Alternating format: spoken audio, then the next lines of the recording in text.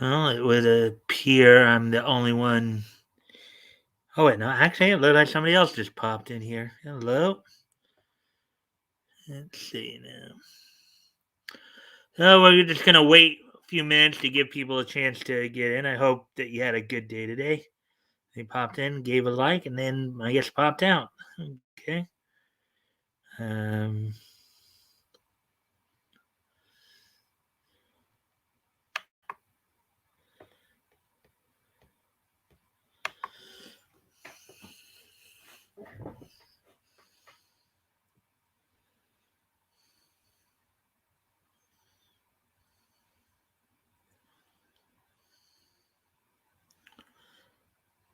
anyway, so we're going to, as I said, we're just going to be waiting around for a few minutes. Give people, as I said, give people a chance to get in.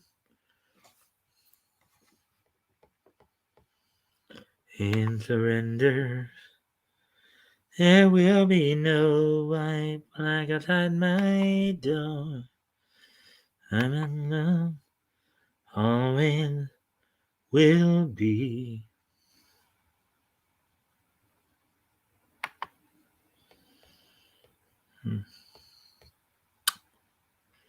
Three is a magic number. Yes, it is. It's a magic number. 369 12 15 18 21 24 27 30. Now we have two people again. Okay. Somebody just came in, liked, and then went out again. Okay. They're back. Hopefully you're having a good day today, whoever it may be. As I said, we're just waiting around to give people a chance to come in. Who'll end up showing up here tonight. I can understand if you just want to lurk, but at least say hi. So, oh, there we go. Hey, Batgoat. Hello, my friend. What's up, bro, daddy? Yeah, right now it would seem you and I are the only ones in here at the moment, Batgoat. Yeah, it looked like you missed last night, huh? Oh, Woody's here too. Yo ho ho. All right. So we got three of us in here now.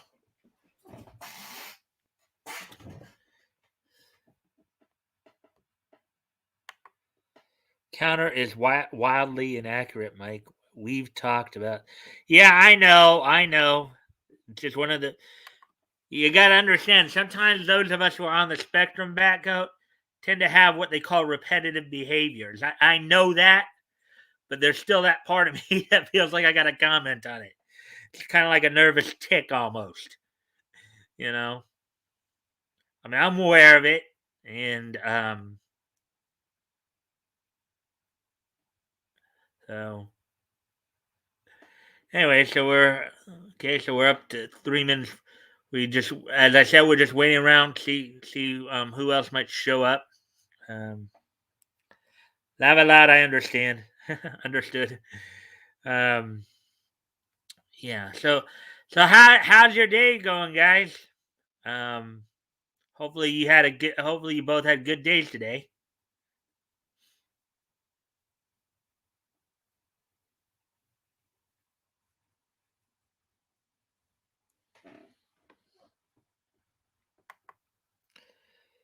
Disturbed. Disturbed computing is not like a single computer. Took me a while.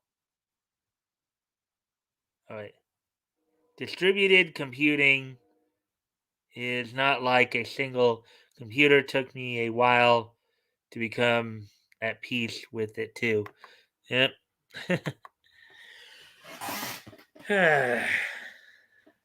Let's see. It's snowing here. I golfed yesterday, but the season is officially over. Yeah. Well, today is also Veterans Day. So happy Veterans Day, by the way. To you guys. Um,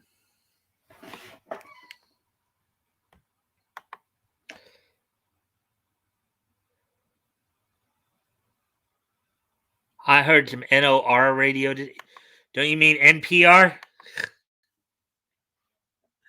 Woody, don't you mean NPR instead of NOR?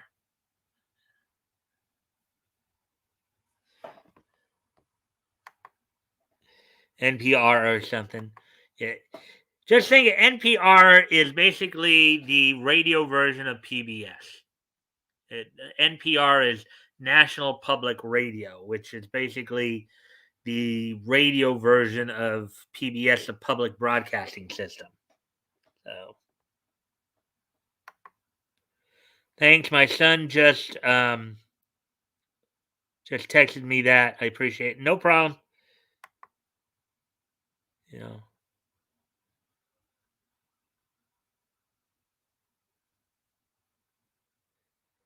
that goat will do Enderstone. Okay, whatever that means. Enderstone. All right. So, yeah. Hmm. 369 12 15 18 21 24 27 30 3 is a magic number. Yes, it is. It's a magic number. NPR equals Radio Free Stalin. Yeah, well, I guess you could say that. Yes, it is. It's a magic number. Yeah. Um, so we'll probably start going over what's on tap for tonight. At the 8 minute mark here, we're at like 7:33. We're just past 7.5 minutes. So once we get to about the 8 minute mark, then I'll go over what's on tap for tonight. Um,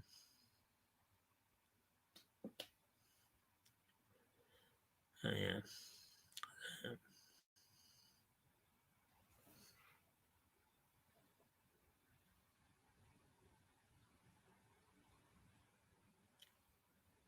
All right. So we do have 5 stories to go over tonight. One from RJ Site Critical Blast, and the other 4 from Banning into Comics. 3 comics related stories, and then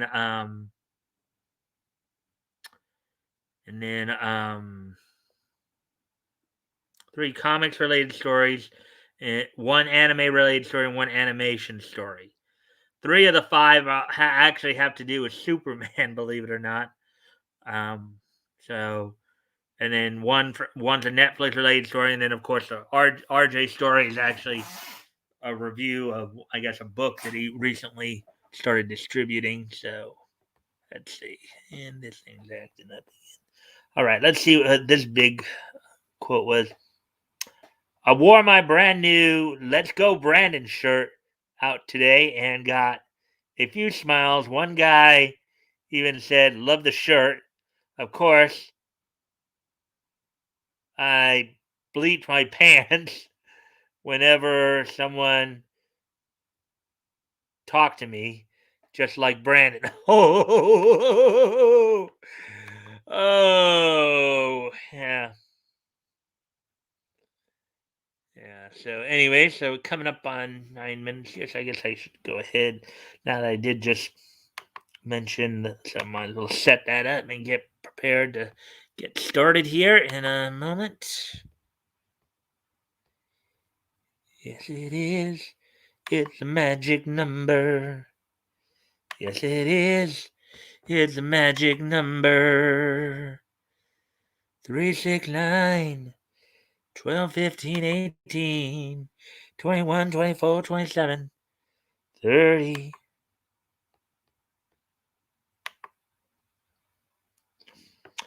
Probably everyone around you also bleep their pants from laughing so hard. Yep, okay. Alrighty then.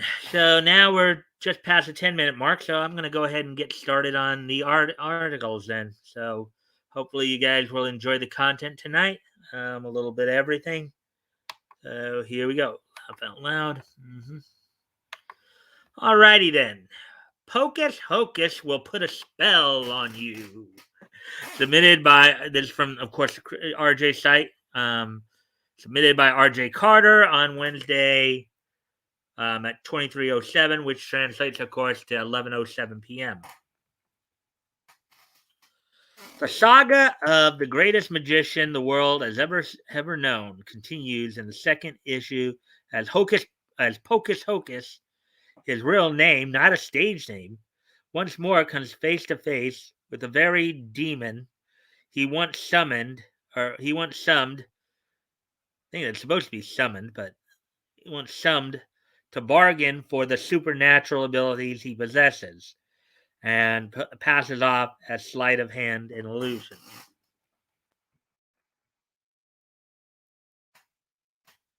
Oh, actually, I forgot there's one little extra step we have to take here with this to get the full story in there. Gotta click for the full story. All right, so now of course that we did that, let's continue on with the article here. Let's see.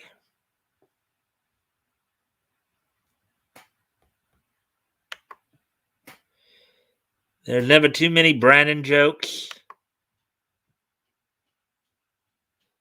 It's the Mark Dice shirt. It has the red, white, and blue Top Gun style font. Very loud. We just type it here because want to hear how it sounds in your voice, Mike.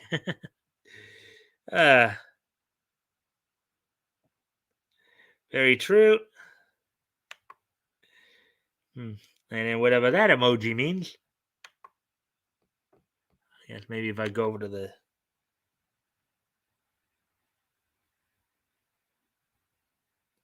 I guess devil, I guess is what that is.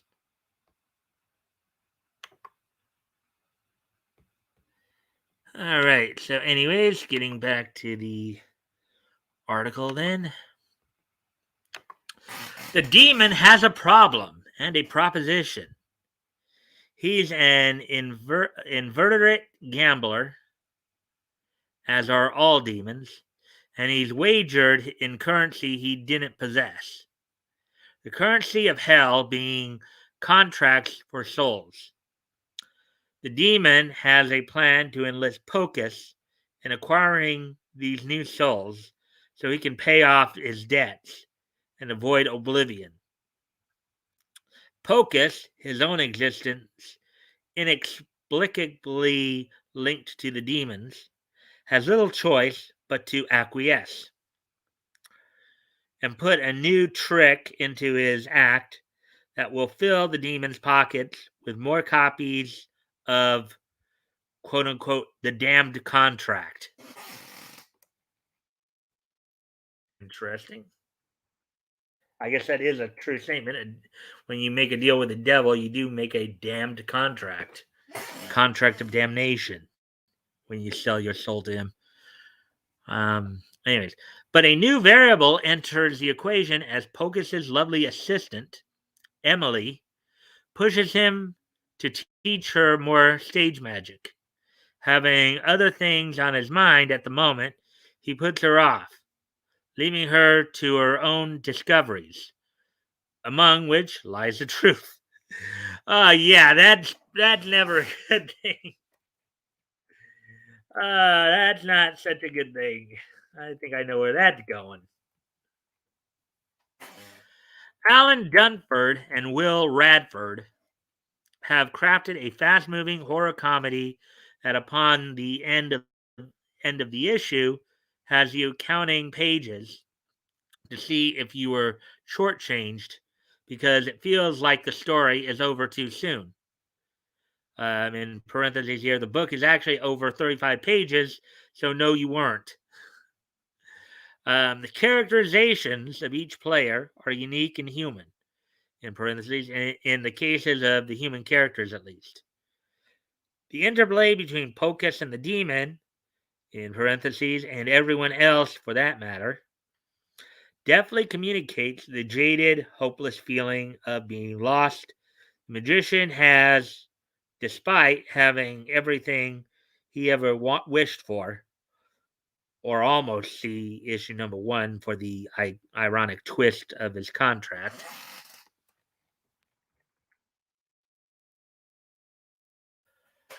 Brian Bolondo and Jason Smith work magic of their own with the artwork in this book.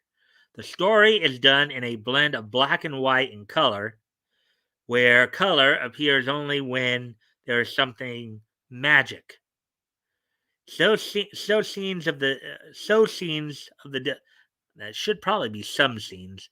Some scenes of the demon in hell are fully colored.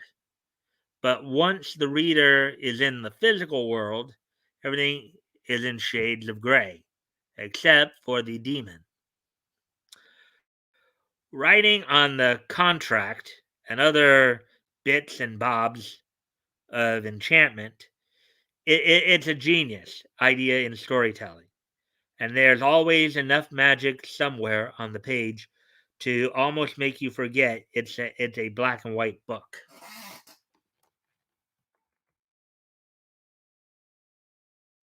Yeah, you don't see too many black and white books anymore. But anyways, Pocus Hocus is a crowd-funded book with its origins in Kickstarter.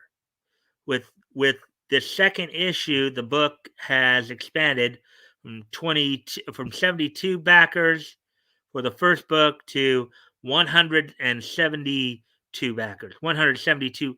Actually, a lot of times, what a lot of people tend to forget is that technically you're not supposed to say and. Only time you use and is if it's a decimal point, technically. But I know that's a common.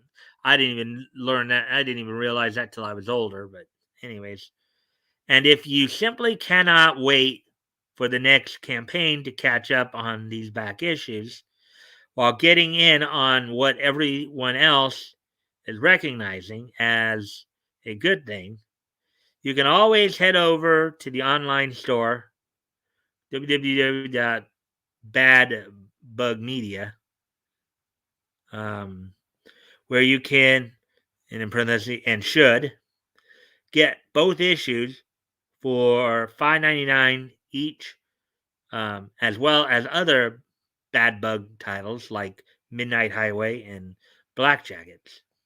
505. So there we go. So there's that story. There's that story. Let's see what you guys have been saying since I was.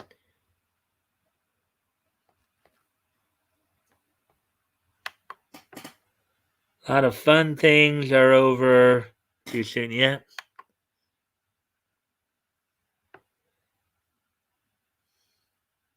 Back though, did you see? Back though, did you see Nick was on Glenn Beck this morning? Actually, no, I didn't. I actually didn't know he was back out. Well, I didn't know he was even on, but he should be. He has more people watching his stream than anyone else on YouTube, including PBS and WAPO. That's our little Nicky. Yep. Transparent aluminum. Or 75K watching his streams.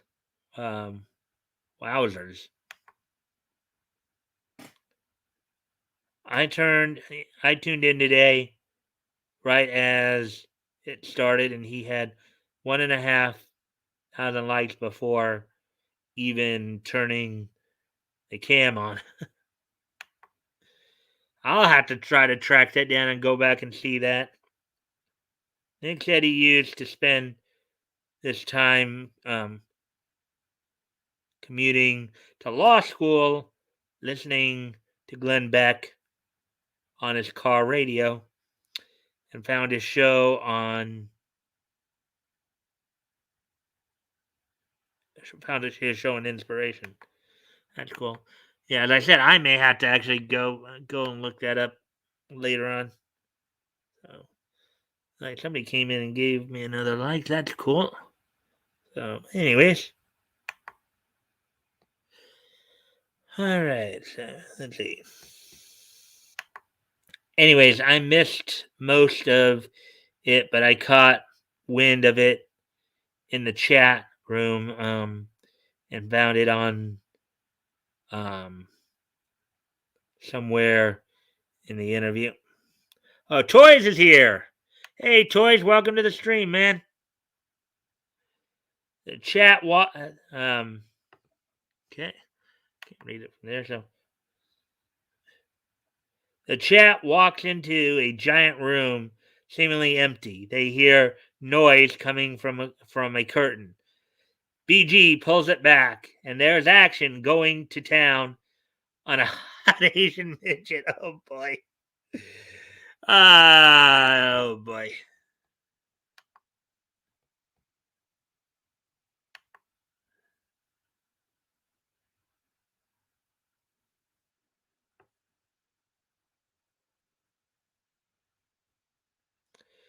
He notices chat turns to face them and waves as she's held up. Action flips her back. Over closes the curtain and noises continue. Oh boy. Okay. We try to keep it PG here, guys. Yeah, let's do this. No, actually, maybe I need to do it the other way to get it to be a little larger.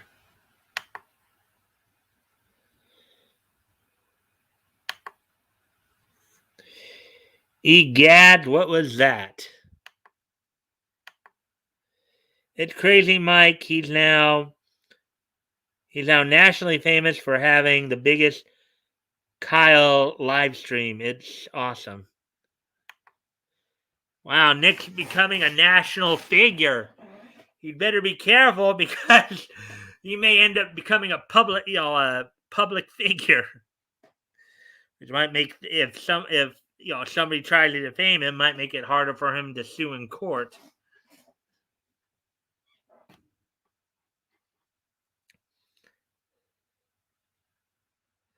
Laugh out loud. I got Mike to read it. Laugh out loud. Yeah. Nicely done, Toys. Good evening, guys. That was so funny.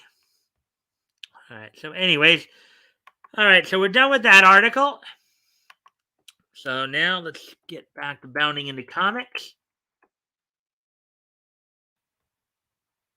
Let's see, I hope you guys were listening to art and liked it. So with that,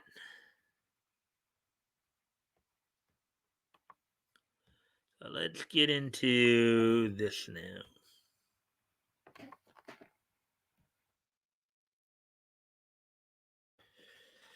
All right. So as I mentioned, we have 5 stories in total tonight, and 3 of them are actually regarding have some connection to Superman. This is the first of I guess 2 or 3 Superman stories we're going to be looking at here. So this one's actually from yesterday.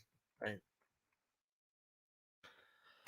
Former Superman Son of Kal-El colorist Gabe Eltaeb shares what he said to DC head publisher Jim Lee on his way out. Article by J.B. Augustine published yesterday. I saw this, but I saved it for today to give a chance for some of the. I'm gonna find that right there is a Fleischer Studios from a Fleischer Studios cartoon. Anyway, so let's get into this. Gabe Eltaeb, the colorist working on Superman Son of Kal-El, who recently announced his intention to walk away from DC after his contract is is up due to the change in Superman's motto, has revealed what his parting words were to the once esteemed publisher.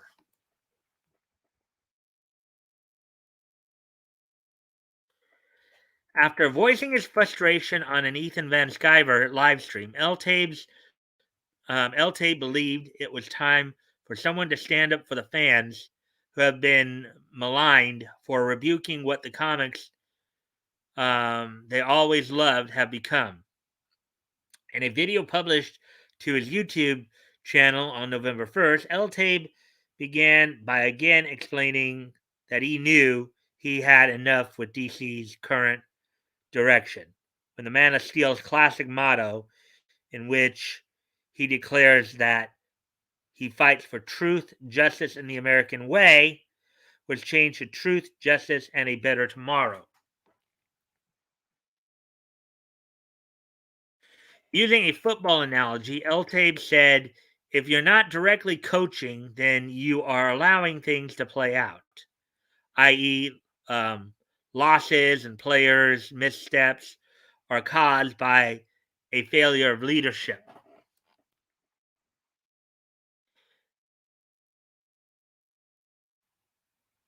What I told DC for you.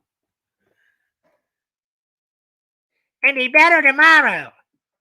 It's the American way, you snot-nosed punk.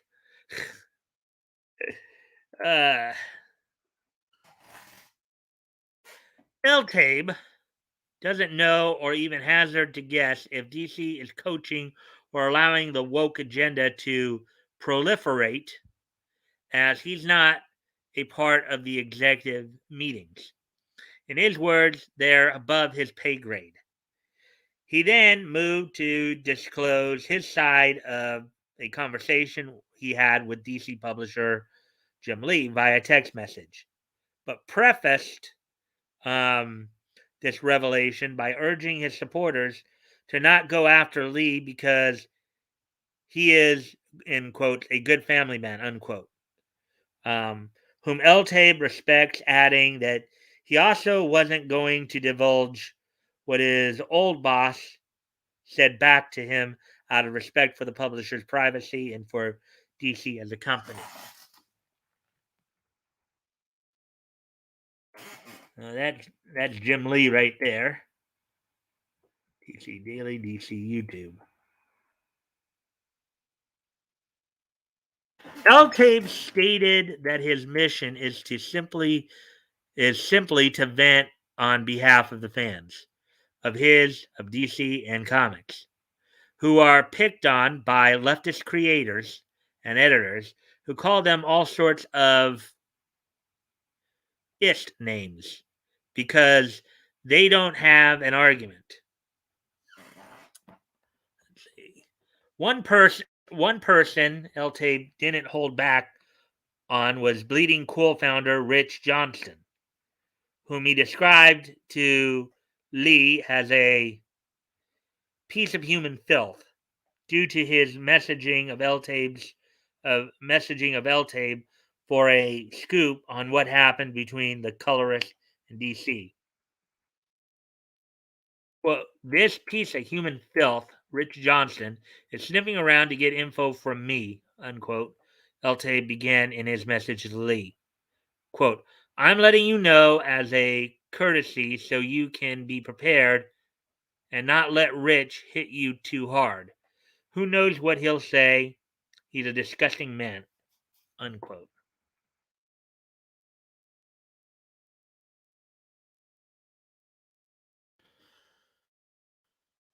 See what you guys are saying thus far. Let's see.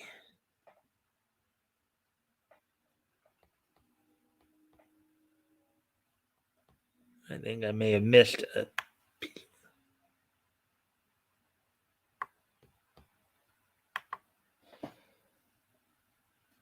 Archie's in India.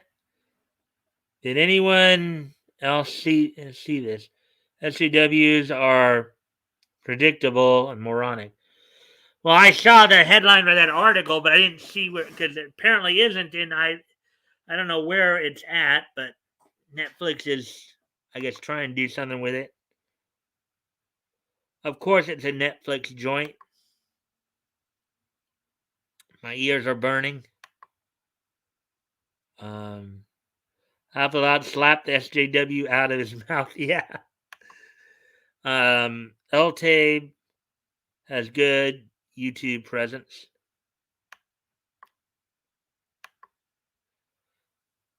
If BG is slapping SJWs in the mouth, can I pull out first? I don't need any injury slap. Don't think he's gonna slap you around, my friend. That was Batman, not that was Batman, not Batgoat. Laugh out loud. All right. Anyways, as we will continue the story here. L-Tape went on to address his beef with DC over the change in Superman's motto. Quote, even though I'm rightly PO'd at what you guys at DC have done disrespecting America, I would never betray you guys like this, unquote. He continued, quote, I said what I had to say publicly because I'm not a coward. I'm not going to sneak around and talk to morons like Rich Johnston so he can cause chaos, unquote.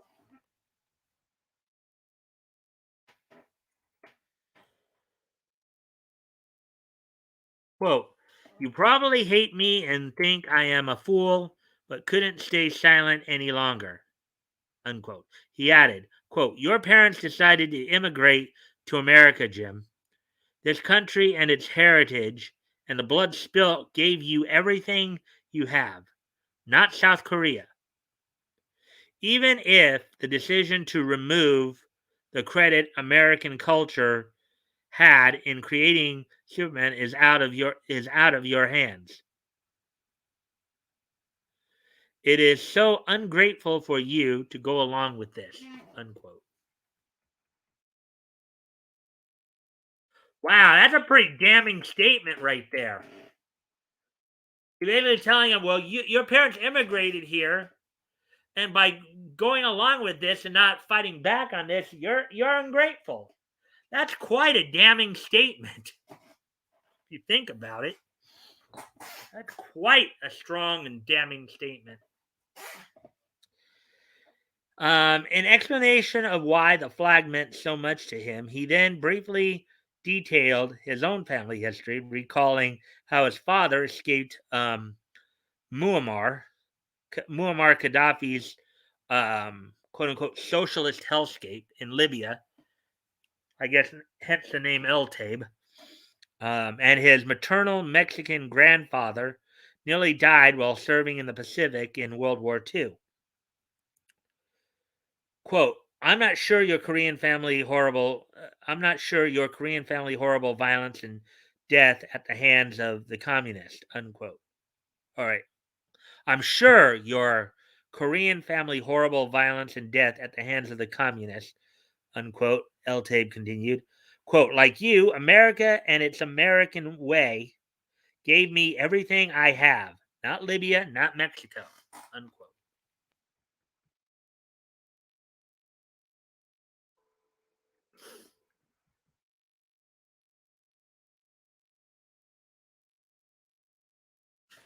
El Tabe then turned to Clark himself.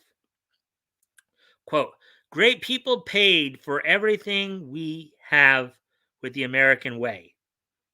Show some damn respect. Superman was found by two Christian farmers from America's heartland. He got his physical abilities from his biological parents, but he got his morality, the thing that actually makes him a hero, from the Kents, unquote.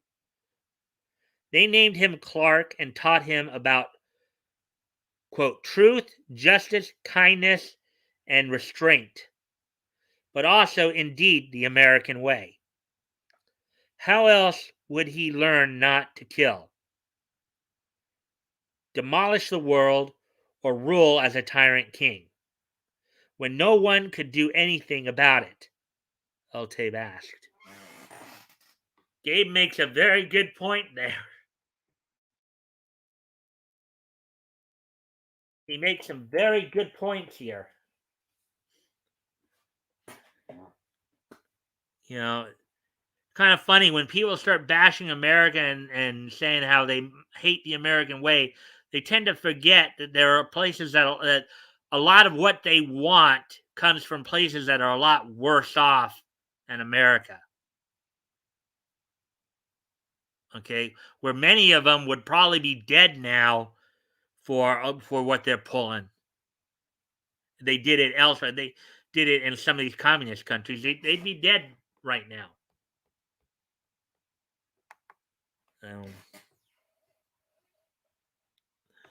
Let's see what you guys are saying. All right, we did see that. Let's see. All right, so we start here then. Maybe they can get Harry and Meghan's kid, Archie play a young Archie. Get your red pencil. Allowed Wood.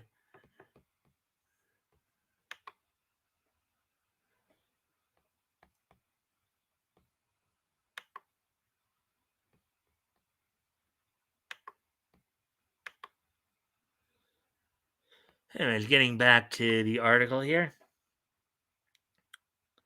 Quote, that goodness is the American way, unquote, he wrote.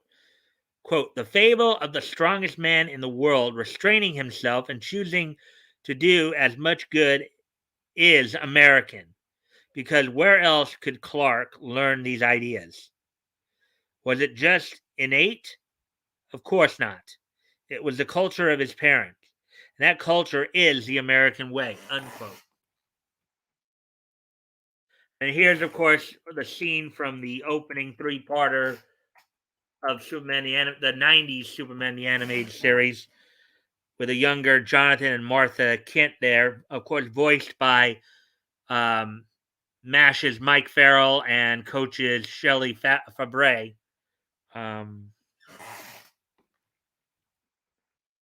Oh, there you go.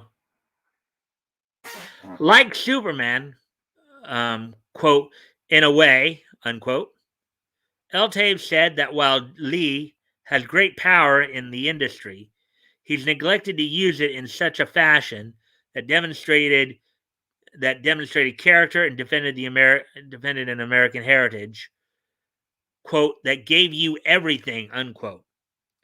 Pointing at Lee, he noted that Lee has to, quote unquote, live with the shame of sitting quietly while others took an axe to a legacy if they didn't create and destroyed what generations that came before them in the comic medium, quote, bled to give us, unquote. That paragraph right there reminds me of a saying, and I'm sure you guys have heard it. Evil succeeds when good people sit and do nothing. Right? That statement I just read right there reminds me of that very saying. Evil succeeds when good people stand and do nothing.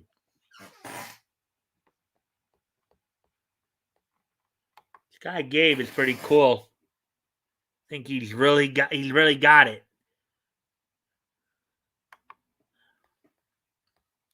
Let's see now.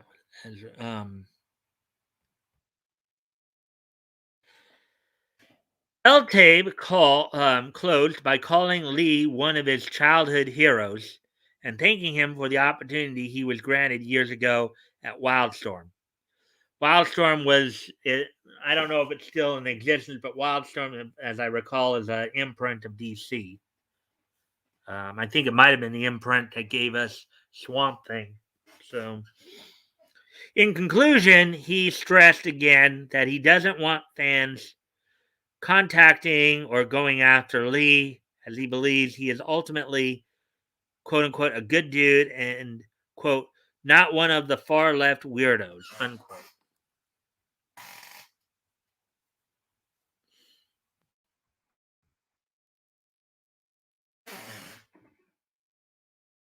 What do you make of El Tabe's message to Lee? Let us know your thoughts on social media. All right. Well, I know you guys have been saying a little bit about, but yeah, what is more your take on some of this stuff? If you guys have anything more to say about it than we've already talked here, this is my saying. Don't let your meatloaf. Uh, don't let your meatloaf.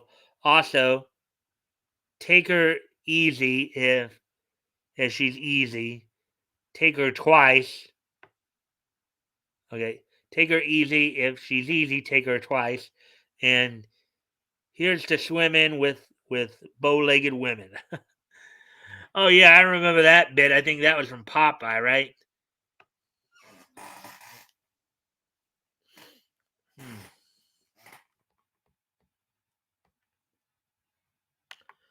All right. So, anyways,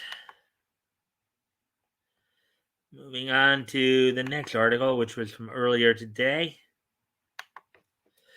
And date wise, because again, some of these articles were up like yesterday and stuff like that. So we're probably going to be going back and forth date wise between yesterday and today here. So just be mindful of that as well.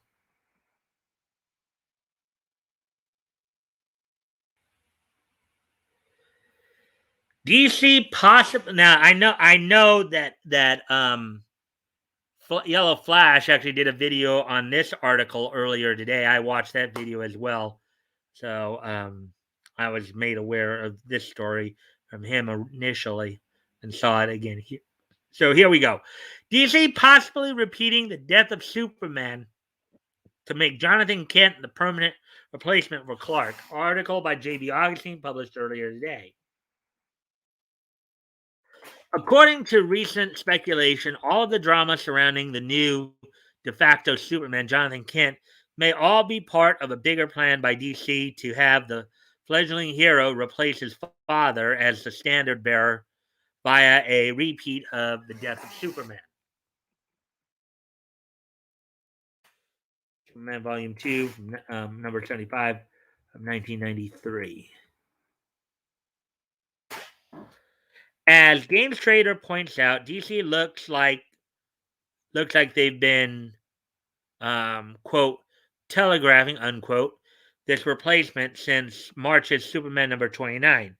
In the issue, Clark and Jonathan help seal an energy leak at Star Labs, evidently opened by Amanda Waller, who is trying to test the former's vulnerabilities, um, pouring forth from an interdimensional breach. Soon after, the two soon discover that the energy appears to have weakened Clark while leaving Jonathan unaffected.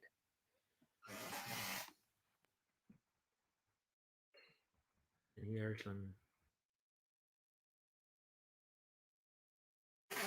Superman Volume 5, number 29, The Golden Age, Part 1. Uh, words by Philip Kennedy Johnson. Art by Phil Hester, Eric Gapster, and Hi-Fi Design. Waller and the threat assessment go hand in glove, so this leak could be an experiment on her part and nothing more. However, it appears to be more complicated than that.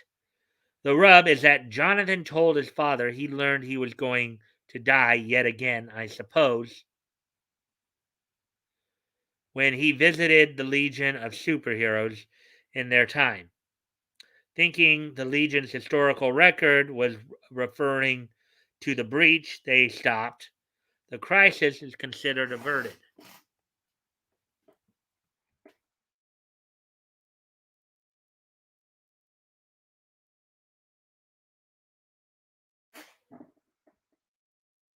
Action Comics, Volume 1, number 1035.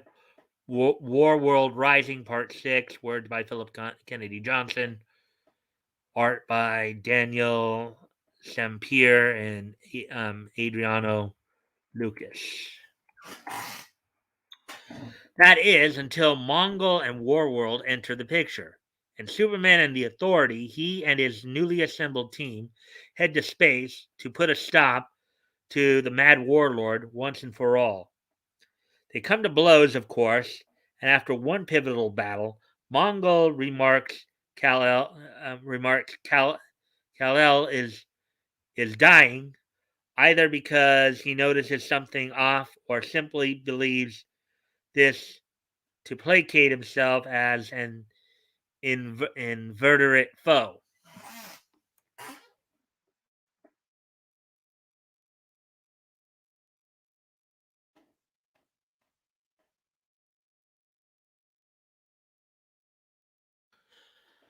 But when you look at DC's and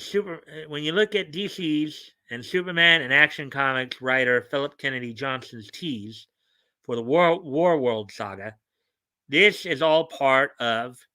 They really lean into the fact next year is the 30th anniversary of that most famous and fateful story in the Kryptonians' long history. And what they're referring to, of course, is the Doomsday story, in which it was, it was widely known as the death of Superman arc, in which he battled Doomsday until he ended up, you know, until he ended up, dying. Kryptons to Kryptons, dust to dust. From Jaws, actually. Quint, the man. If superheroes weren't gay, the whole human race would have evolved to superheroes by now. That's an interesting theory. That's an interesting theory there, Witty. Anyway, so let's continue on with the story here. For example, DC really can't get enough of invoking Doomsday in the preview for Action Comics 1036, which kicks off the War World saga. In brackets, the War World saga will likely be Superman's biggest, most challenging battle since he first crossed this with Doomsday. They warn, quote, and it's one that the future visiting John has warned he won't survive. In parentheses, we weren't kidding about the Doomsday comparison, folks. Oh.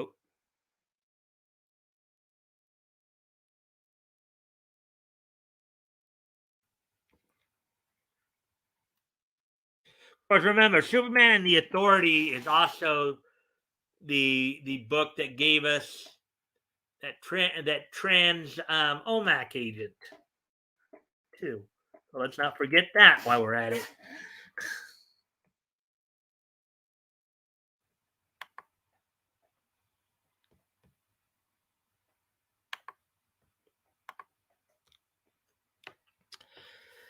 DC considers it the biggest Superman event in decades, and Johnson agrees, having said as much from the get-go about how it will change status quo of the DC universe.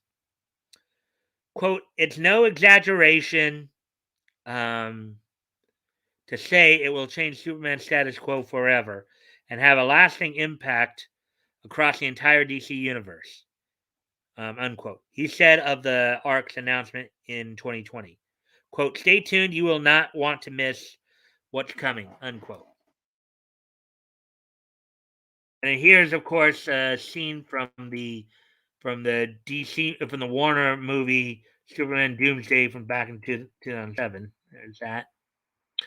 Factor in the fact that they've changed the Man of Steel's motto to "For truth, justice, and a better tomorrow," unquote. Jonathan Kent is Earth's resident Superman, while Clark is our off-world. And that DC wants elements they can copyright, according to Ethan Van Sciver. And I'll probably go into that a little bit more after this article, because there's a little bit more deeper commentary I've got for this particular article and what's been talked about with what they've been doing with Superman from everything we've been hearing. It sure looks like they are gearing up for a major shift in the super status quo, whether they kill Clark off again or not.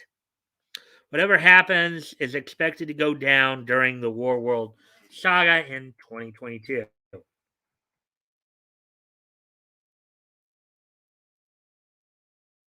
Source Action Comics, Volume 1, number 1036. Words by Philip Kennedy Johnson. Art by Daniel Sim.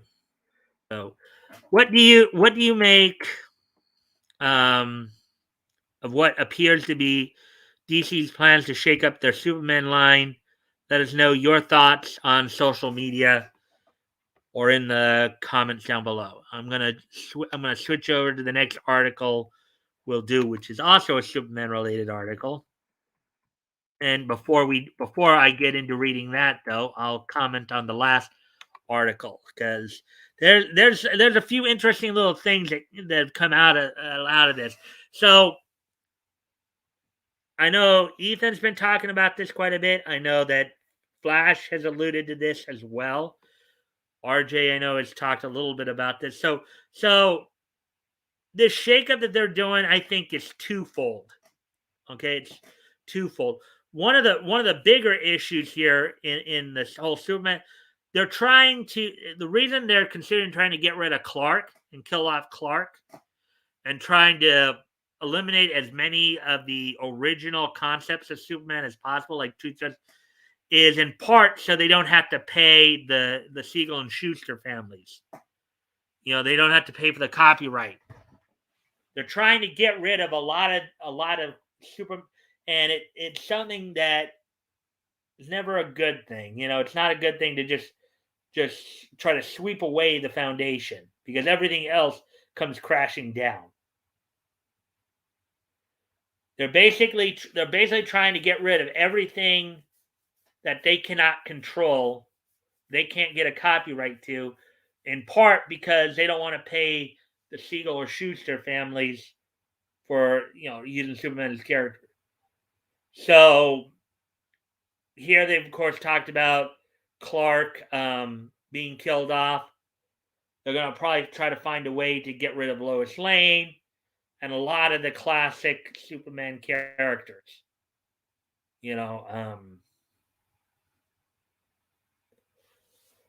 I think partly it's due to the fact they don't want to pay the Siegel Schuster family.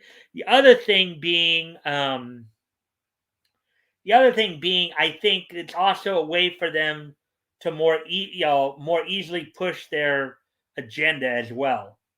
And if they basically get rid of all the classic elements, they get rid of Clark, they get rid of For Truth, Justice, and the American Way, they get rid of all the classic elements of Superman, everything that made Superman who he was, then they can push their own message. They can use an iconic character to basically become a brand for the message they want to communicate. They want to dictate. So that's pretty much what I think is going on there. I think it's twofold. It's that they don't want to pay the Siegel and Schuster families, who are the original creators of Superman, and they want to be able to use a character to help push their agenda forward. So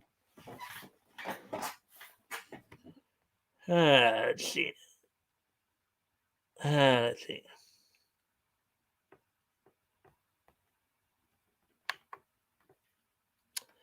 So back to the second used transmission worked in my truck. Cost me $1,750.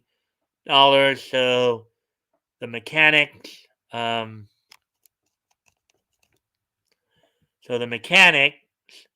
place covered me, but took an extra couple of weeks. Good deal. That covered it, but sucks to have your wheels gone that long. I have a minivan with a front bearing going out, so I was able to baby it along.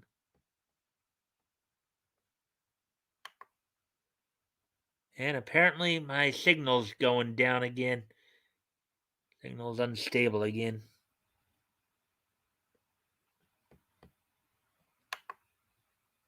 This is what I'm seeing from StreamYards. And I've got another like, so that's good.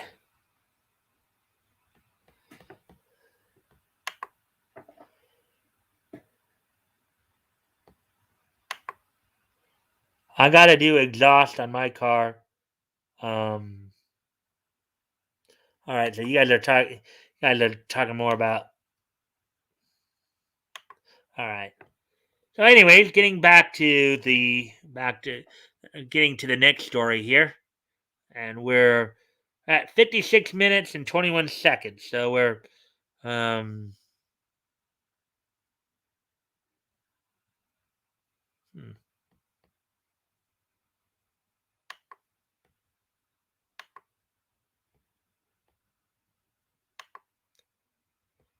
Maybe that will help, because.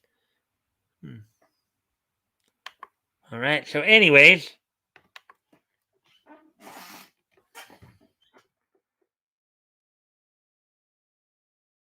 All right. So here's the next article.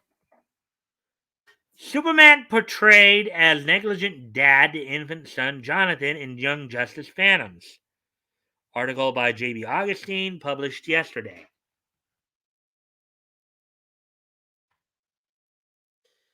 Here we go. So they're once again attacking the classic Superman.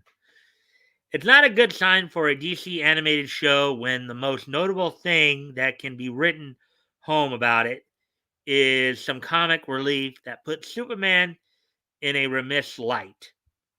But that's unfortunately what audiences were given in the third episode of the current Young Justice Phantom series, Volatile. Young Justice Season 3, Episode 14, Influence. In the episode's post-credit scene, Clark can be seen lounging around up in space with his boots off in garden on the watchtower when he receives a call from Lois. She is in dire straits trying to change little Jonathan's diaper when the tot shows there is nothing mere about him, even at that age. Oh boy. Oh boy. You almost have to wonder what that probably smells like. What a super stinker really smells like, right? Ah. Oh boy. Uh, that would be pretty funny. What would a super stinker smell like? Oh boy, I would hate to smell that. Let's see. Okay.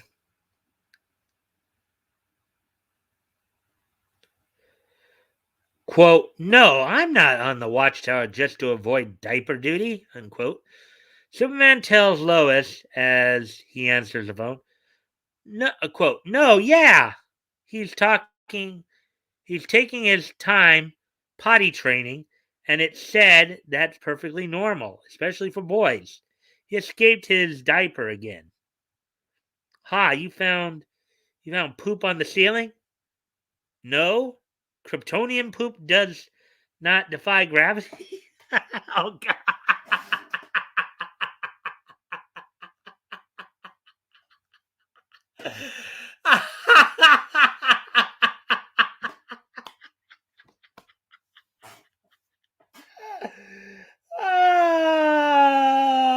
Kryptonian poop does not defy gravity. Oh my goodness! Oh my goodness! Uh, I know you guys are talking your minivan, your vehicle stuff, but this story is pretty funny here. You guys might want to be. Hope you guys are catching some of this stuff. Um,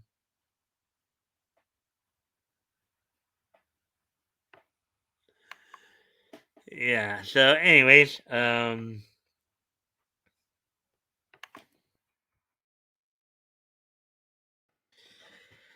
curious Superman then questions, quote, "But if his powers are awakening, if he's learning to hover, unquote, before exclaiming, quote, wait, I heard crying. Is he crying? Is he cranky, Lois? His eyes, are they red, glowing red? No? Did you say no? Lois, you're breaking up. Lois, Lois, can you hear me? Lois, Cyborg, I need a boom tube now." Oh boy. Oh boy. On Superman and Lois, their son Jordan's powers develop erratically. Through though he's a teenager in a more serious situation. So this could also be the case with Young Justice's version of the character. The nature of the crisis is graver than a messy ceiling because diaper duty was Clark's all along. Ergo, this should have been his problem.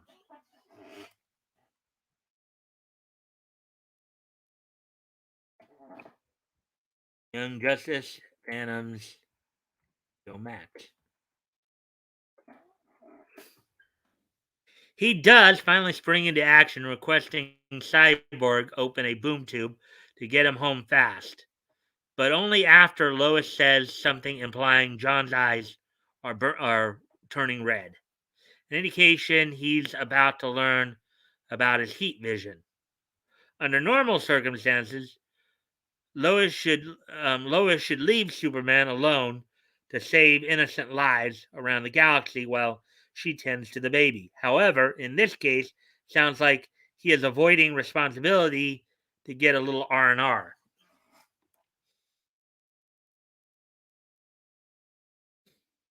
And Gus's Phantoms, HBO Max. What we have then, if that's true, is in effect another writer dragging a noble altruistic hero to a level of a feckless male stereotype, one that would rather chill, look busy, drink, and watch the game, and worry about his children. The stereotype is way too common among TV dads these days and continues to send the wrong message. But beyond that, this scenario would be no problem for Superman when he's close by. Never mind his implied lazy carelessness, since he has super speed.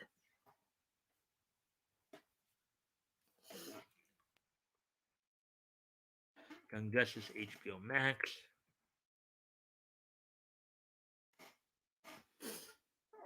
Albeit in a show existing in its own continuity, they could be trying to portend why Jonathan turns out the way he does in Son of Kal-El or not.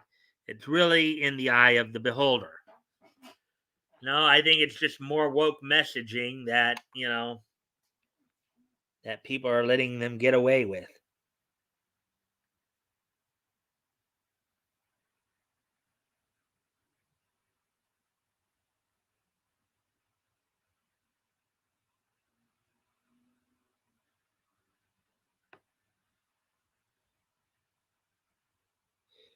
Yeah, it's bad. I'm talking one.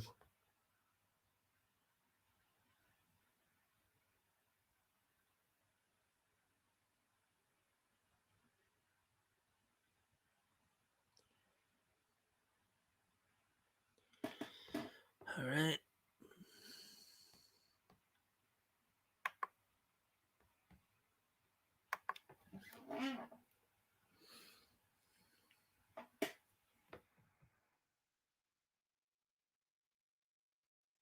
Phantasms is a subtitle for the fourth season of Young Justice, which is currently available to stream in its entirety on HBO Max.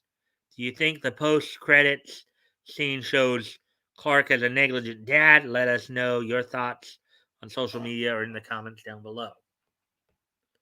All right, so we've got through four of the five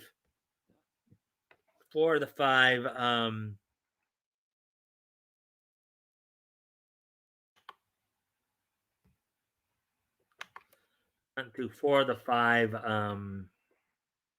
articles here.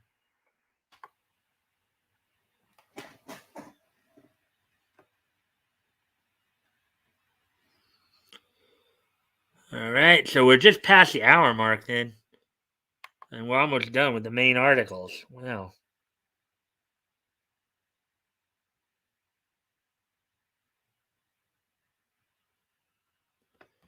Anyways,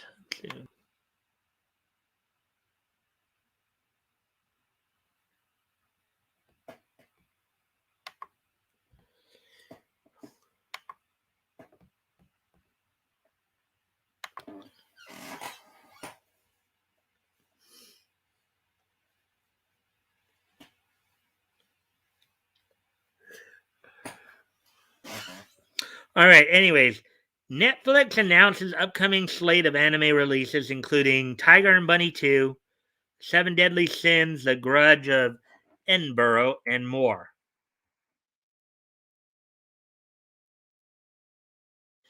And if there is time, we might even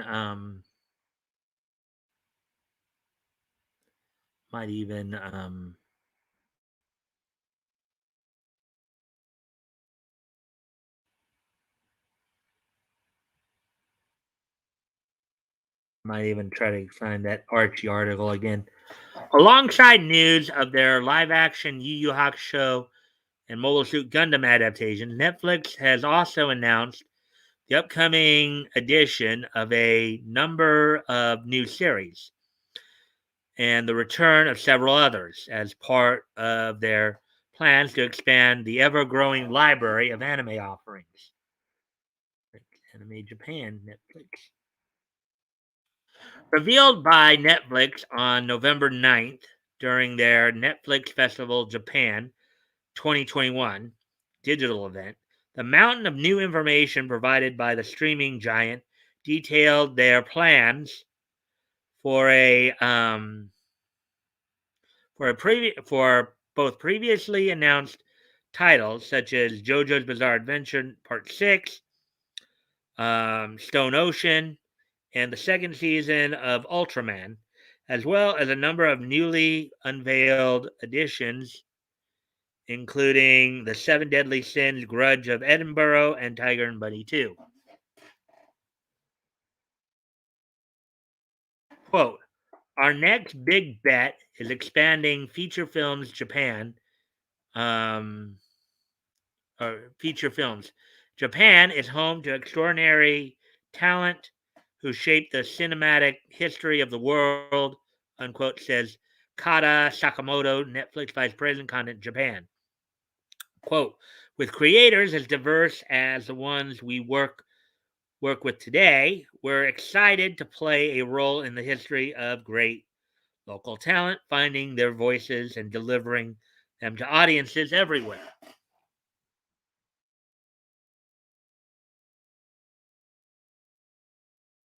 As revealed during the digital event, the streaming giant's upcoming schedule of releases includes JoJo's Bizarre Adventure, Stone Ocean, Florida, USA, 2011. After an accident while on a drive with her sweetheart, Jolene Cujo's falls into a trap and is sentenced to 15 years at the state-run maximum security correctional facility, Green Dolphin Street Prison, aka the Aquarium. On the verge of despair, she receives a pendant from her father that causes a mysterious power to awaken inside of her.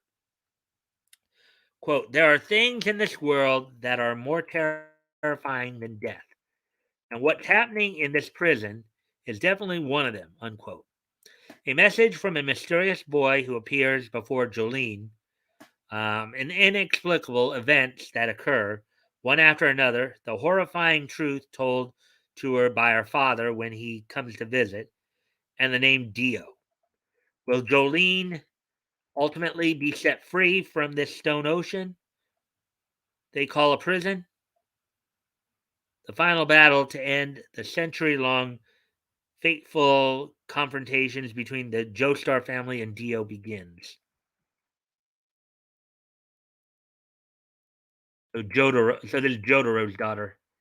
Staff: original manga by Hirohiko Araki, chief director Kenichi Suzuki, director Toshiyuki Kato, series composition Yasuko Kobayashi, character design Masanori Shino, designer of The Stand Shunichi Ichimoto, sound director Yoshikazu Iwanami, music Yugo Kano, animation production David Productions Incorporated.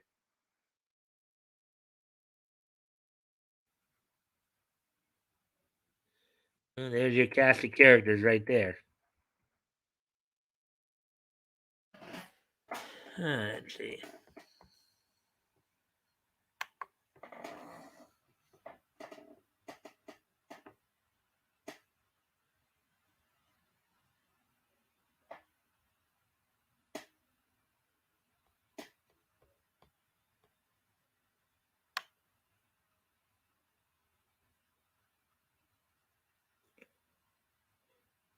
Yikes! Can you believe how spendy everything got? All the aftermarket people were shipping stuff like crazy in the last year, and now no one has parts. There's a YouTube channel where all the guy does is explore historical mousetraps.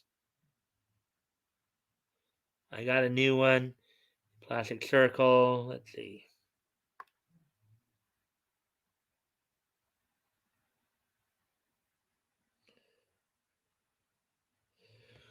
All right.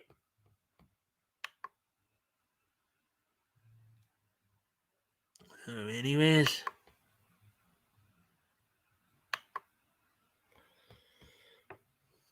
So here's the Japanese cast for Stone Ocean Saga. Jolene Cujo, Fairuz I, Hermes Costello, Mutsumi Tamura, FF Mariah Issei Emporio, Alnino, Atsumi Tanizaki. Weather forecast: Yuichiro Umehara, Narciso Anastasia Daisuke Namikara, Jotaro Kujo Daisuke Ono.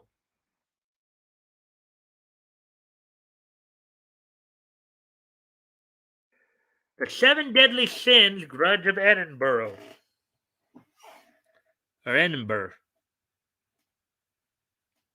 With over 37 million copies sold and winning in the children's category of the 39th Kodansha Manga Award, the mega hit Seven Deadly Sins, original work Nakaba Suzuki, is receiving a spin-off anime film. This film will feature an original story by Suzuki split into two parts. The story will follow Tristan, the son of the Seven Deadly Sins protagonist, Meliodas and Elizabeth. Tristan inherits the power of the goddess clan and can heal people's wounds and injuries, but he often ends up hurting others due to his inability to control his demon clan power. To protect his family, Tristan heads to Edinburgh Castle and meets a host of new friends along the way.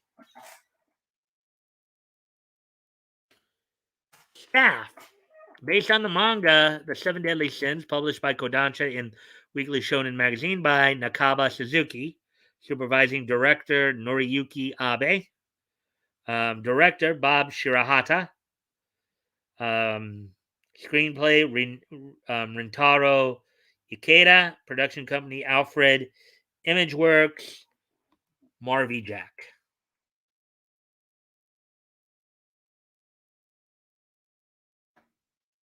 Kakegurui Twin. Whoa, could this be a possible sequel to Kakegurui? A gambling anime? This series tells a story of it sounds like it. It sounds like it. The series tells a story of Mary Satome's gambling feats 1 year before Yumeko Jabami transferred to her school. The story begins with Mary Satome, a normal girl, entering the academy. Staff, based on the manga Kakaguri Twin by Homura Kawamoto and Kei Saik, published in the monthly magazine Gangan Joker by Square Enix Animation. Production Mappa. The Japanese cast: Mary Satome, Minami Tanaka.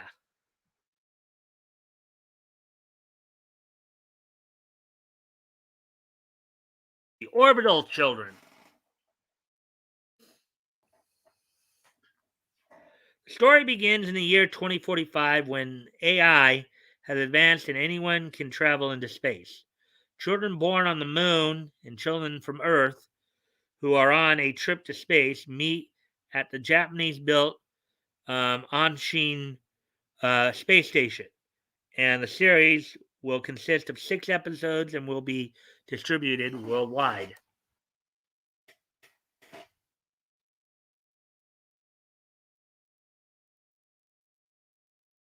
Staff: creator, writer, and director Mitsuo Iso, Coral Circle of Children. Character design Kenichi Yoshida, Eureka 7, Gundam Reconquista in G Pound. Lead animator Toshiyuki Inoue, Call of Circle of Children, Ghost in the Shell. Art director Yasuke Ikeda. Color design Miho Tanaka. Music Rei Ishizuka. Sound director Yoji Shimizu. Production plus H. Tiger and Bunny 2. I guess that's a sequel to Tiger and Bunny. In Sternbild City, people of all races and ethnicities live alongside humans with superhuman abilities called Next, who use their Next abilities to maintain peace. Heroes wear sponsor logos, help solve crimes, and save people in order to improve the image of their companies and acquire hero points. Their activities are broadcast on the popular show Hero TV, where the heroes try to climb the annual rankings and aim to be the king of heroes. Utetsu T. Kabaragi and Barnaby Brooks Jr. continued their hero activities to boost the image of their company, Apollon Media, as well as maintain peace. The hero system that originated in Sternbild City has now been adopted in places all around the world. As more and more heroes appear, a new hero enters Sternbild City. Now that they are more veteran heroes, will Kotetsu and Barnaby be able to live up to the expectations put on them? Staff: Mitsuko Katse, series composition, director Mitsuo Katse, series composition, writer and story director Matsufume Nishida, character design and hero design Masakazu Katsura, developed, produced, and based on the work of Bean Pictures. The Japanese cast for this: Tetsu T.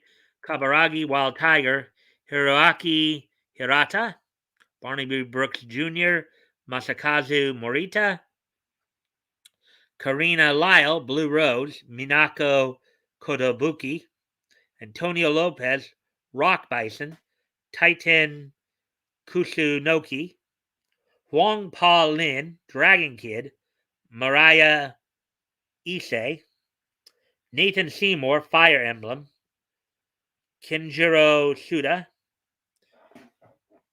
Keith Goodman, Sky High, Go Inoue, and Ivan Carolyn, Origami Cyclone, Nobuhiko Okamoto.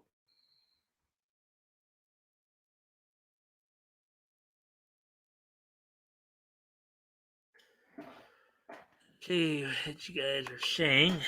Okay. Oh, now we're coming up. Now we're coming up on an hour 21. So we are. So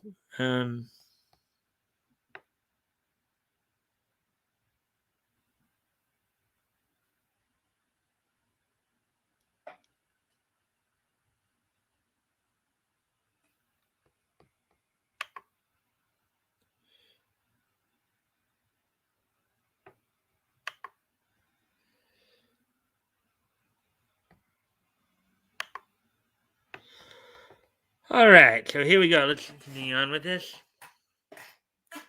Detective Conan, the Culprit Hanazawa, spin-off of the original manga by Gosho Ayama, written and illustrated by Mayuki Kamba.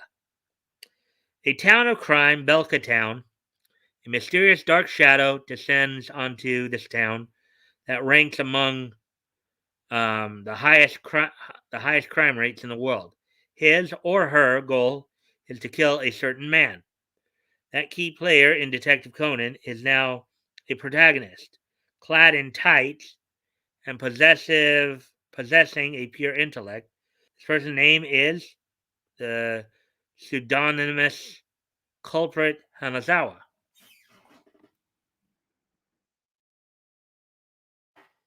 Anyway, excuse me a moment, guys. I got to go off camera for just a quick second here. I'll be right back.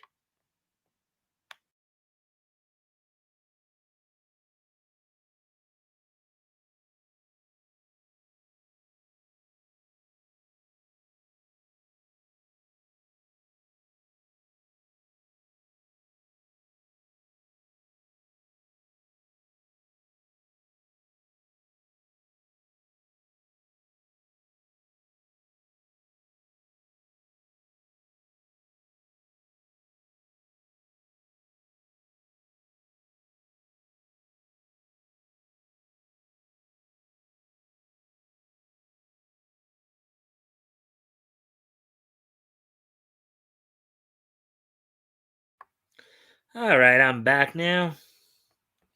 I'm back in better than ever.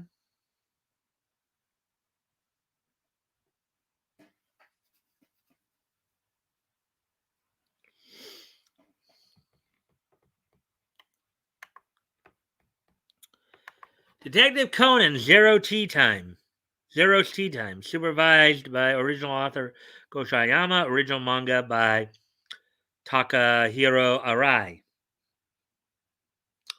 Sometimes he is the famed detective Kogoro Mori's younger brother, Toro Moro. Other times he is Rei Furuya, a police officer protecting Japan. Still, other times he is Bourbon, a man clad in black. No one knows the private life of the man who wears three faces. And so it was thought the simple, everyday life of Toru Amura, a man cloaked in light and shadow, is revealed here.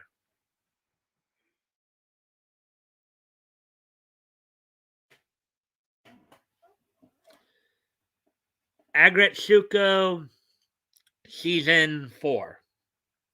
Frustrated with her thankless office job, Retsuko the Red Panda copes with her daily struggles of belting out death metal karaoke after work. After becoming an underground idol to pay off her debts, Retsuko decides to quit OTM girls and enjoy living a happy, normal life. But just as the company she works for is facing big changes, her relationship with Haida finally begins to move. Yeah, original character by Sanrio, directed and screenplay by Renacho Animation, production Fanworks. Anyway, I'm gonna step away from the computer for a moment, guys. I'll be right back.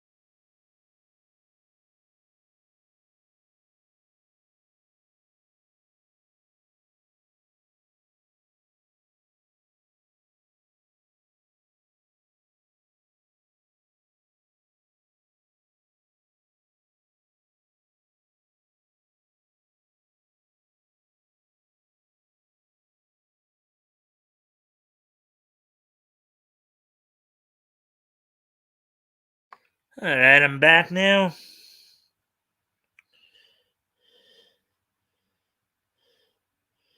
Yeah, Monday.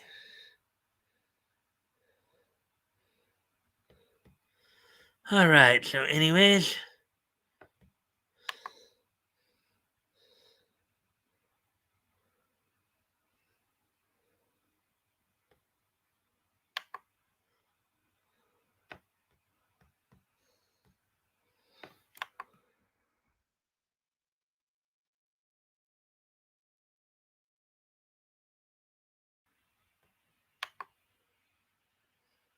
alrighty then.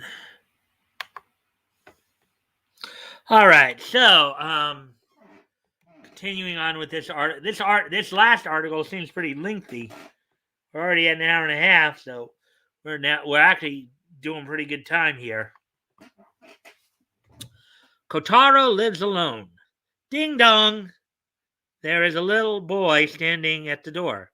He hands over a nice box of tissues as a gift and says, quote, "My name is Sato, and I have just moved in to number 203. Pleased to make your acquaintance." Unquote. He is Kotaro Sato, and he has moved into Shimizu Apartments to live by himself. He is 4 years old. Okay. He makes his daily shopping trips alone with a toy sword strapped to his side. Both grown up and childish at the same time, Kotaro starts to affect people around him with his wise ways. This is the story of a 4-year-old boy who is determined to live strong until the day he can live with his parents. Hmm. Sounds like a very interesting story. Based on the manga Kotaro Lives Alone, published by Shogakukan in Big Comic Superior by Mami Sumura. Let's see, director Tomoe Makino, character design Tomomi Kimura, composition Hiroshi Sato, cast, and this is of course a Japanese cast, Kotaro Rie Kugimiya and Karino Toshiki Matsuda.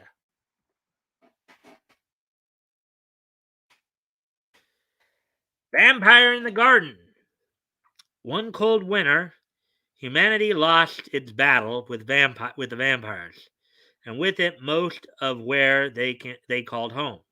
Small population of survivors created a wall of light in a small town to protect them, give them a place to live in peace. The protagonist Momo lives a repressed life, but still wishes to coexist with the enemy, the vampires. Fine. The vampire queen once loved humans and disappeared from the battlefield. As war rages through the humans town, the two have a fateful encounter. Once upon a time, humans and vampires lived in harmony in a place called Paradise. This is the story of a young girl and a vampire on a journey to find paradise. Future love paradise. Well, the riders will not stop us, for the only love they'll find is paradise. Future love paradise.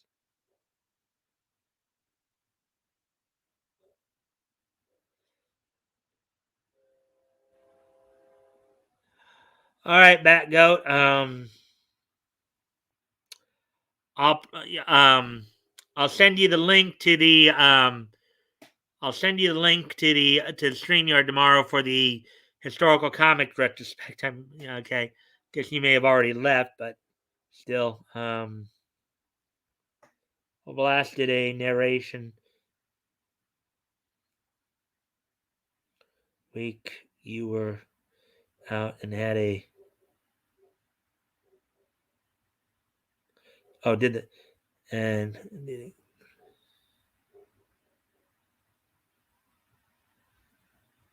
hand up pro announcer Sal game. Cheerios. All right. So, anyways, try to get finished up here. We're at hour 34 already, so making good time though.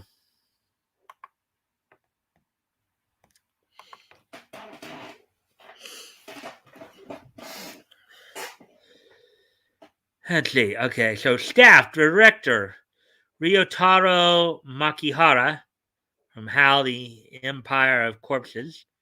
Hal and the Empire of Corpses. Assistant director Hiroyuki Tanaka, Attack on Titan. Character design supervising director Tetsuya Nishio, Naruto, the Sky Crawlers. Art setting Satoshi Takabatake and Kazushi Fuji. Music, Yoshihiro Ike Animation. Production, Wit Studios. And of course, the Japanese cast here, Momo Megumi Han and Fine Yu Kobayashi. There we go. Vampire in the Garden right there. Ultraman Season 2. Several years have passed since the events of Ultraman with the legendary Giant of Light, Hikari no Kyojin, now in memory as it is believed he returned home after fighting the many giant aliens that invaded the Earth. Shin Hayata's son, Shinjiro, seems to possess a strange ability, and it is the ability, along with his father's revelation, that he was Ultraman, that leads Shinjiro to battle the new aliens invading the Earth as the new Ultraman. Staff. Based on the comic by Subaraya Production, Eiichi Shimizu and Tomohiro Shimoguchi. Directors, Kenji Kamiyama and Shinji Aramaki. Music, Nobuko Tora and Kazuma Jinochi. Production IG and Sola Digital Arts. Apparently this video is unavailable. Actually got dinged, copyright dinged or something like that. Rilakuma's Theme Park Adventure. Rilakuma's new animated series, Rilakuma's Theme Park Adventure, takes to the screen in 2022. The new stop-motion animation series is written by Makoto Ueda and Takashi Sumita of the theater troupe Europe Kikaku. This series is produced by Dwarf, directed by Masahito Kobayashi of the same studio, produced by Sanex. In addition to Kaoru, voiced by Mikako Tabe, who first appeared in Rilakuma and Kaoru, Rilakuma, Korilakuma, and Kiroi Tori, go to play at a theme park that is about to close. There, they encounter many events and meet different people in this 8-episode series of 15-minute episodes depicting their active daily lives. Staff, director, Masahito Kobayashi, Dwarf. Screenplay, Takashi Sumita, Makoto Ueda, Europe, Kikaku. Production, Dwarf Studios, XBD Inc. Production, Sonex Company Limited. And there we go right there. Are you excited for any of the Netflix's upcoming anime releases?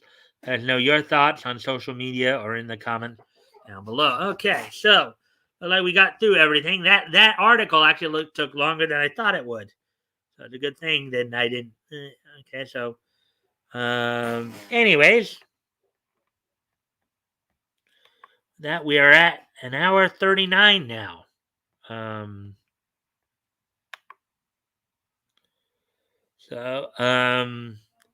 Say it's probably a good time to start.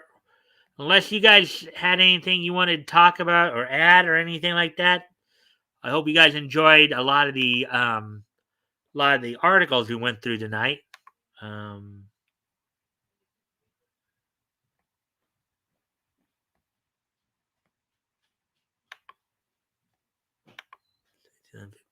1996, 2011, 2006. Let's see.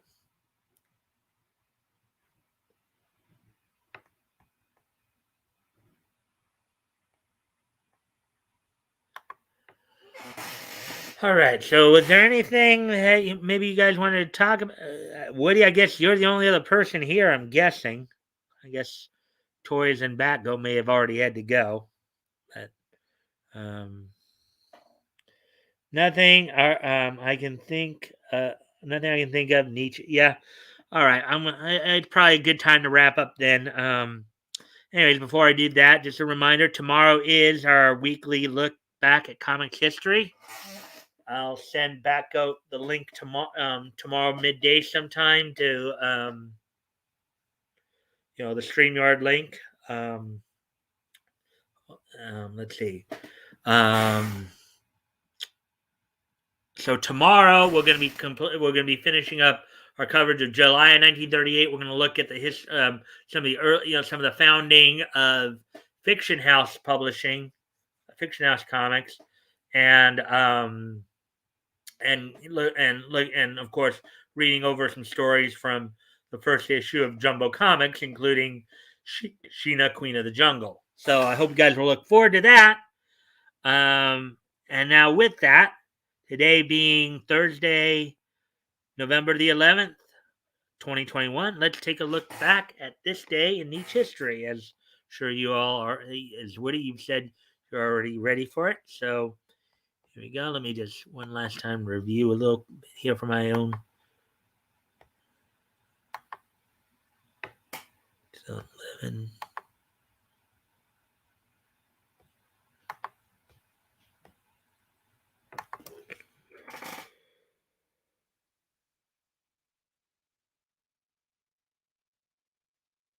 All right.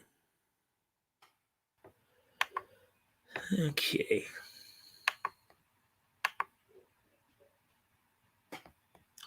All right. So our first stop, we're going to go back 25 years ago today. We head back to this date back in 1996. As on this date in 1996, WCW held its Monday Nitro event from the Bayfront Arena in St. Petersburg, Florida, in which you saw in the main event saw Meng and the Barbarian defeat the American males Marcus Allentown Bagwell and Scotty Riggs in what would be the main event of the evening. Also, you saw Miguel Perez Jr.'s WCW debut, in which he defeated Juventud Guerrera.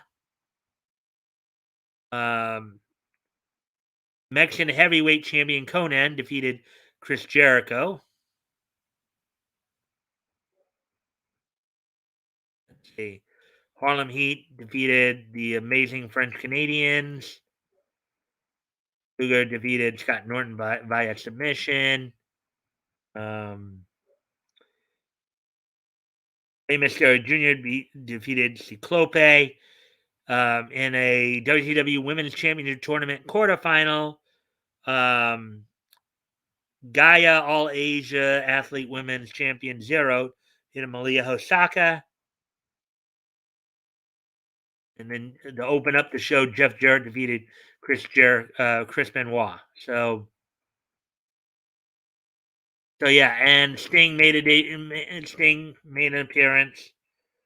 But anyway, so on this date 25 years ago from the Bayfront Arena, WCW held its Monday Nitro event. So now moving on to the next piece in each history.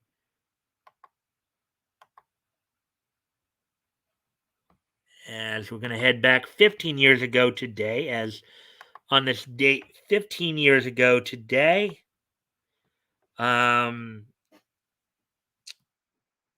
anime Tokyo Tribes from Madhouse Studio made its debut on Wow Wow Network.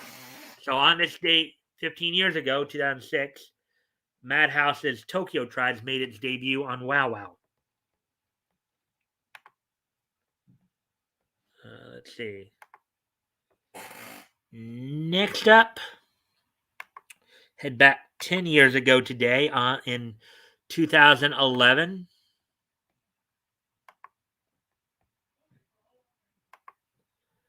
On this date in 2011, Sony Pictures Animation released Arthur Christmas on this date back in 2011, 10 years ago today.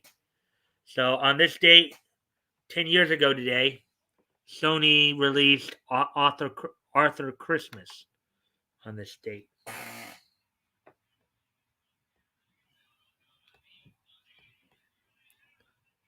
And last but not least,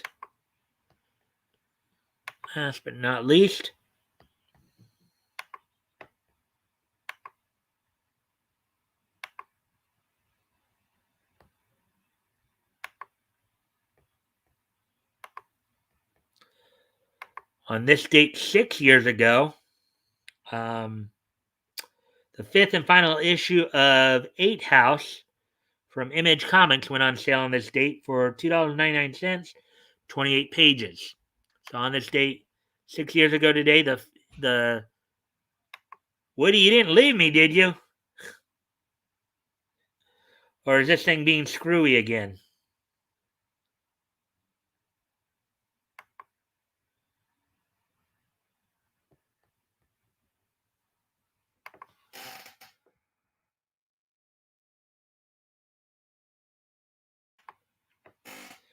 Anyway, so on this date, 6